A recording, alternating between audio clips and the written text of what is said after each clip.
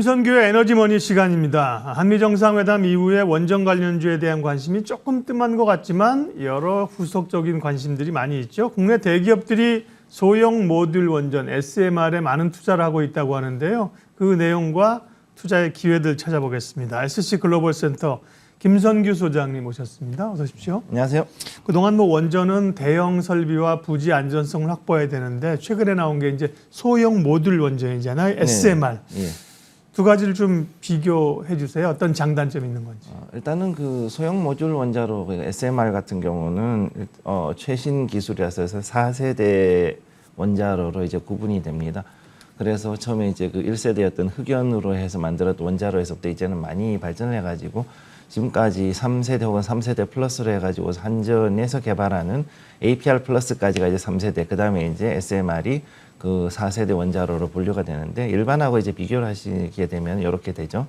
그래서 SMR 같은 경우는 IAEA, EA 기준으로는 보통 이거는 한 300메가와트 이하인 것을 이제 SMR이라 부르는데 통상적으로는 500메가와트 이하인 것을 이제 보통 이런 SMR로 분류를 합니다. 그래서 제가 지난주에 잠깐 말씀드렸듯이 이제 냉각 방식이 크게 6가지인데 현재 IAEA가 그 지정해 놓은 건 딱 이렇게 6가지가 이런 냉각 방식이 있고 지금 우리가 이제 그 가장 많이 보고 있는 게 SFR 그래서 그 소듐 냉각 방식하고 그 다음에 우리가 이제 경수 즉 초임기압 수냉각로라고 부르는 요게 이제 우리가 지금 하는 경수로 방식 요 두 가지가 이제 가장 그 뜨고 있는 방식이라고 할 수 있겠습니다. 그러면 소형 원전 SMR은 이제 막 그 개발과 새롭게 좀 이제 글로벌리 우리 기업도 그리고 이제 막 좀 시작하는 단계인 거죠 지금이? 예, 지금 굉장히 전부 다 초기 단계라고 보시면 됩니다. 예, 그러니까 이제 기회가 더 있는 거죠. 그러면 이제 SMR은 소규모 이제 원전이고 설치가 쉽다 이런 거고요. 새로운 그 에너지로서의 어떤 이동형 혹은 저장 장치로서 우리가 이제 ESS 에너지 저장 장치를 알고 있고요. 또 수소 연료 전지 이런 것도 있는데 그거와 비교하게 되면 SMR은 어떻습니까? 네. 지금 이 원자력 발전하고 SMR 같은 경우 현재 발전 단가는 가장 지금 낮은 상황이라고 볼 수 있는데 네. 일단 수소 연료 전지나 태양광하고 연계가 돼서 진행하는 ESS하고 비교를 해봤을 때 발전 단가가 이제 여기 나온 것과 같이 그 설비 비용이 상당히 높습니다. 생각보다. 그러다 보니까 물론 이제 어느 정도 반영구적인 부분이 있긴 하지만 그래도 정기적인 인버터라든가 아니면은 다른 그 패널들의 그 20년 혹은 25년 주기에 거기에 따른 유지 보수라든가 이런 걸 봤을 때는 아무래도 SMR이라든가 원자력 발전이 조금 더 경제성이 높은 건 사실이고 그다음 SMR 같은 경우는 병렬로 모듈 연결이 최대 12기까지 현재 그 뉴스케일 파워 같은 경우는 이렇게 진행을 할 수 있기 때문에 일반 원전에 비해서는 어느 정도 좀 분산형으로도 이제 만들 수 있죠. 그래서 이 분산형이 지금 현재 그 1000메가와트급 이상인 일반적인 원전에 비했을 때는 좀 더 안전하게 할 수 있고 이런 중앙 집중형의 이런 그 발전에 비했을 때는 아무래도 위험성의 부분에서는 많이 좀 낮아질 수 있습니다. 그래서 앞으로 이런 분산형 발전소의 수요가 증가하고 특히 이제 물을 끼지 않고도 이 SMR을 만들 수 있기 때문에 예. 앞으로 이런 그 분산형 발전소는 더욱더 수요가 늘어날 것으로 보입니다. 소형 모듈 원전 SMR 오늘의 포인트는 국내 주요 기업들이 투자를 하고 있다. 어디에 투자를? 네, 어딜 봐야 되냐? 요겁니다. 가장 그 적극적으로 하는 곳이 이제 두산이잖아요. 과거에 두산중공업, 지금은 두산 에너빌리티로 이름을 바꿨는데 미국의 뉴스케일 파워에 투자를 했다는 얘기가 이전부터 있었는데요. 한미 정상회담을 이제 거치면서 1억 달러 정도 투자했고 추가적인 투자를 하겠다 이런 얘기가 있습니다. 두산그룹의 움직임은요? 일단은 그 뉴스케일 파워로 우선 중심으로 보면은 이 말고도 이제 GS하고 그다음에 삼성물산이 지금 여기 같이 이제 들어가 있거든요. 그러네요. 예. 그래서 이제 세 개 회사 같이 들어가는데 여기서 가장 중요한 거는 이 SMR 개념도에서 나오는 게 조금 이 길쭉한 이런 그 원통형 모양 안에다가 모든 게 이제 다 들어가 있는 거죠. 원자로를 비롯해가지고 전기 발생기, 그 다음에 이제 냉각로라든가 이런 여러 가지 장치들이 한꺼번에 다 같이 들어가 있는 거라서 일반적으로 지금 현재 기사에는 한 72메가와트급이라 그러는데 실제로 그 뉴스케일 파워가 이 웹사이트에서 제 홈페이지에서 공시한 걸로는 이 발전소 하나당 66메가와트로 약간 좀 작은 규모입니다.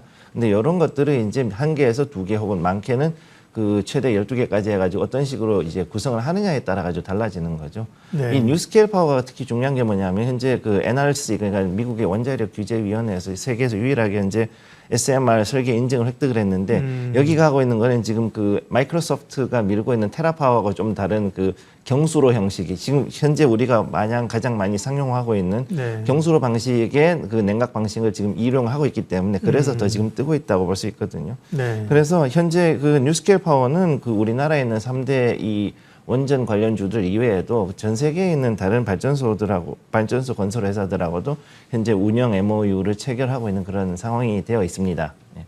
조금 전에 언급하신 것처럼 이제 빌 게이츠가 또 연관돼 추진하고 있는 쪽이 테라파워인데 여기는 이제 국내 기업은 SK그룹이 손을 좀 잡고 있죠. 네, 지금 일단 SK 쪽에서 그 미국의 테라파워하고 차세대 그 SMR 공동 개발하고 있는데 사실 마이크로소프트하고 인연이 좀 있는 게 네. 지금 SK 바이오사이언스라든가 바이오팜 같은 경우도 지금 그 백신 위탁 생산. 네, 그쪽도 게이츠 멜린다 재단에서 그렇죠. 돈을 좀 많이 받고 있거든요. 그러니까 마이크로소프트하고도 지금 어느 정도 줄이 좀 많이 연결돼 있다 이렇게 볼 수 있습니다.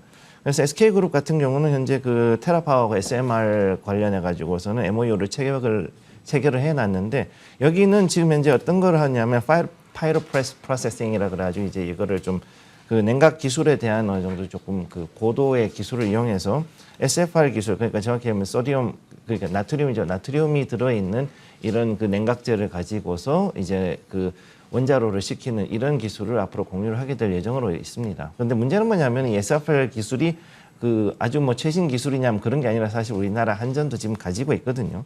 그래서 한국도 이 SFR 기술은 있긴 있는데 사용 후 해결료를 그냥 완전히 태워 가지고선 더 이상 그 방사능을 나오지 않게 하는 용도로 일단 개발했었고 원래는 우리도 이거를 가지고서 이제 사용 후 해결료를 재사용하는 그런 기술로 하려고 그랬는데 지금 어느 정도는 그거를 조금 벗어난 부분이 없지 않아 있습니다. 네. 네. 기업별로 국내 기업들이 이제 SMR 소형 모듈 원전에 적극적인 투자를 하고 있다는 겁니다. 두산그룹, SK그룹이었고요. 현대 엔지니어링도 SM 사업을 본격화한다는 얘기가 있습니다. 이곳은요?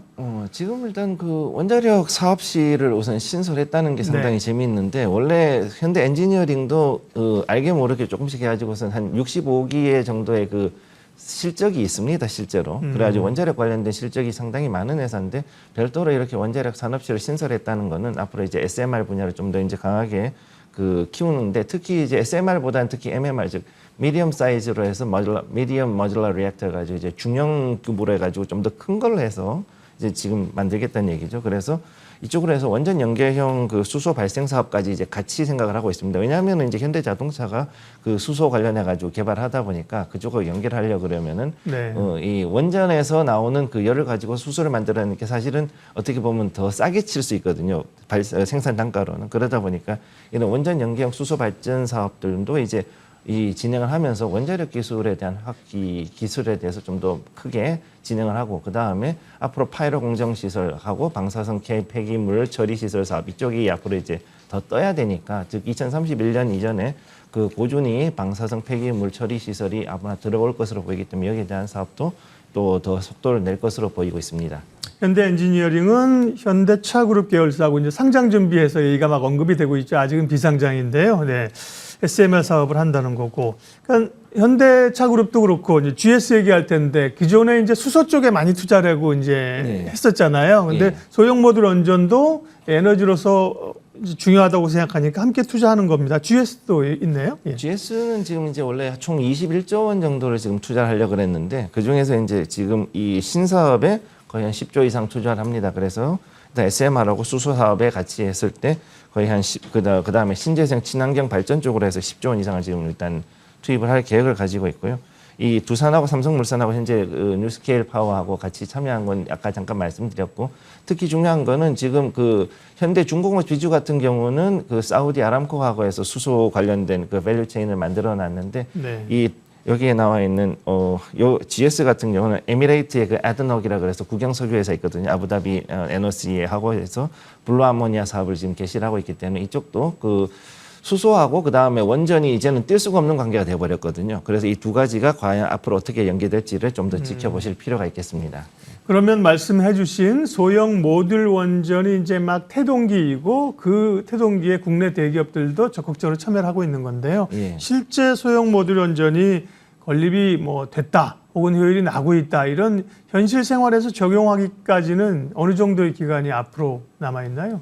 일단 테라파워가 2024년까지 해가지고서는 상용화 모듈을 우선은 미국에서 먼저 실행을 하겠다 그랬거든요. 네. 우선 그랬을 때 최초 저 준비 기간은 지금부터 아무리 빨라도 대략 한 5년 정도가 걸려야지만 이제 경수로 타입이 이제 나온다는 거죠. 예. 근데 소디움이 제가 가장 큰 문제가 뭐냐면 소디움은 물을 만나면은 갑작스럽게 이제 큰 반응을 일으키기 때문에 여기에 대해 주로 가지고서 냉각 방식인 거죠? 그게? 네, 예. 결국은 이제 가장 큰 문제는 이 SMR은 냉각 방식 싸움이거든요. 그러다 보니까 이걸 준비하는데 5년에서 10년 정도의 그 상용화까지 기간이 좀 걸리고, 그다음에 특히 이제 이 냉각법도 중요하지만 해결료의 재사용 기술이 굉장히 중요합니다.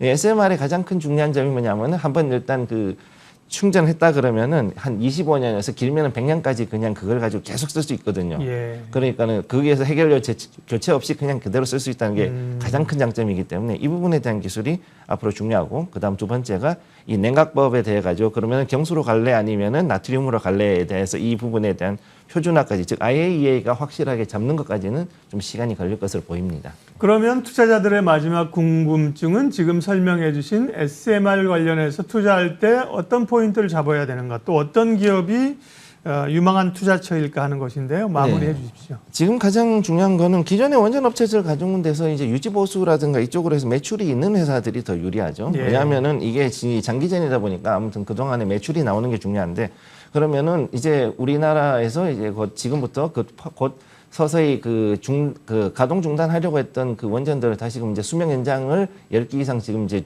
쭉 진행을 하지 않습니까? 그럼 이런 것들을 하기 위해서 기존에 있던 유지 보수를 할 수 있는 업체들을 다시 부르게 되는데, 그럼 SMR 관련 기업들이 역시 그 중에도 상당수가 있습니다. 그러다 보니까 이들 그 관련 기업들하고의 부품 개발 여부를 좀 더 확인하는 게 우선 필요하고, 그 다음에 여기에 대해서 정말 중요한 거는 그 지금 방금 말씀드렸던 냉각 방식인데, 우리나라는 일단 기본적으로 경수로 방식을 굉장히 지금까지 많이 해왔고, 앞으로도 SMR에도 초임기압 수냉각 방식을 결국은 할 거라고 보거든요. 그러니까 이 부분에 대해 가지고서 어떤 식으로 갈 것인지 여기에 대해 좀 더 축각을 세우시고, 그 다음에 이 경수로 부품 관련주들을 특히 앞으로 좀 더 지켜보실 것을 좀 저는 그렇게 권해드리겠습니다. 김선규의 에너지머니, 오늘은 많은 관심이 있는 소형 모듈 원전 SMR 관련된 이야기였습니다. SC 글로벌 센터 김선규 소장님 함께했습니다. 고맙습니다. 네, 감사합니다.